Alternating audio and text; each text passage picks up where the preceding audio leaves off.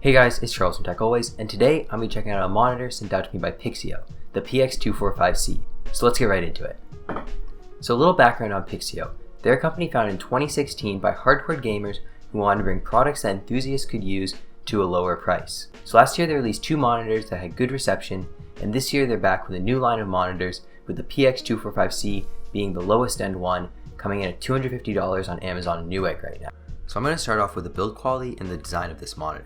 So starting off with the stand that has a large round base, while it looks good, I was disappointed in the installation and features of it. The installation of the stand requires 4 screws, and while it's not a big deal, it's a bit of a pain coming from toolless stands. And coming to the features of the stand, all you get is 20 degrees of tilt. No swivel adjustment, height adjustment, or leveling adjustment, but at least the stand is stable. And almost all this would be forgivable if it wasn't for the fact there was no options for a base amount, so you're stuck with this stand for the time that you have this monitor.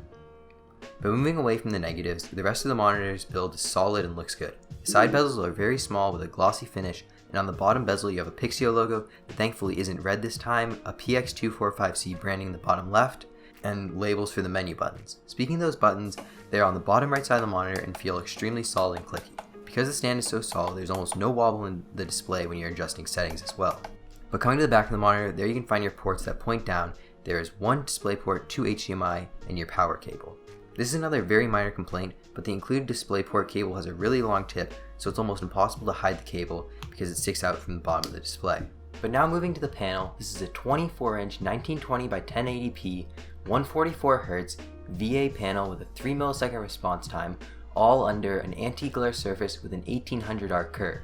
But that's a lot to take in all at once, so I'm going to walk you through what all that means for the overall experience using this monitor. So at 24 inches and 1080p, this monitor looks pretty good with just under 92 ppi. While it doesn't compare to something like a 4K panel, for most uses it's fine. Text is crisp and easy to read, and you should have no problems doing everyday tasks.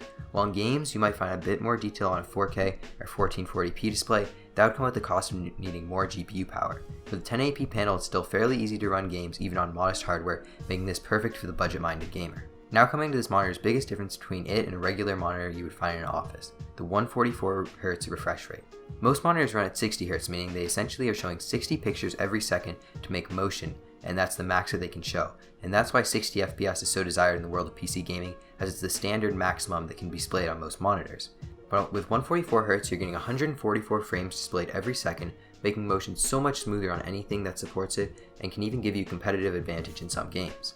But the experience on a 144Hz monitor really is amazing, and once you switch to 144Hz, you can't really go back to 60 without it looking choppy and slow.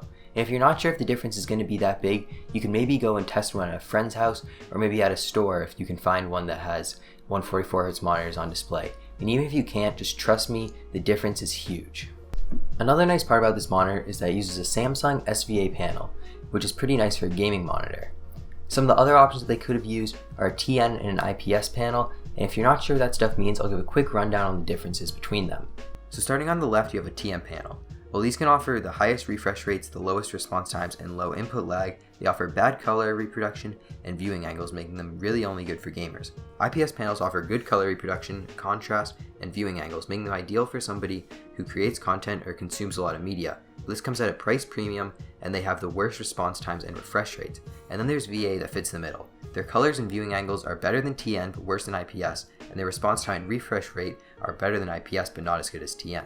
This makes the VA panel a perfect middle ground for a monitor like this, where content will still look good but you can maintain those high-end gaming features. Another great gaming feature this monitor has is FreeSync support with a range of 48 to 144 Hz. This can be found in the easy to use menu, and once it is enabled and you have an AMD GPU, this will eliminate screen tearing in games. If you're using an NVIDIA GPU though, you're going to be out of luck as this monitor doesn't support G-Sync. One feature this monitor has that helps differentiate itself from other monitors at the price point is that it has an 1800R curve. Curved monitors are made popular with large ultra-wide displays to improve immersion and help you see the edges of the display. But honestly, I don't think it makes that big of a difference when the monitor is only 24 inches. The display just isn't big enough for the curve to immerse you, and you don't need a curve to see the edges on such a small display. But the curve also doesn't really make anything worse, so I don't have a problem with it. So conclusion time. I really like this monitor. Gaming on it looked and felt great, with the image being super smooth and still having good colors. I feel like this monitor offers really good value for the budget-minded gamer who wants to upgrade to 144Hz but doesn't want to end up with a horrible panel like on other cheap 144Hz monitors. So at $250, I would highly recommend this display, and I want to thank Pixio again for sending it out to me to check out.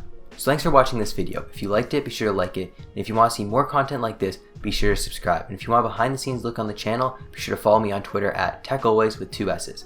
Thanks for watching. Bye.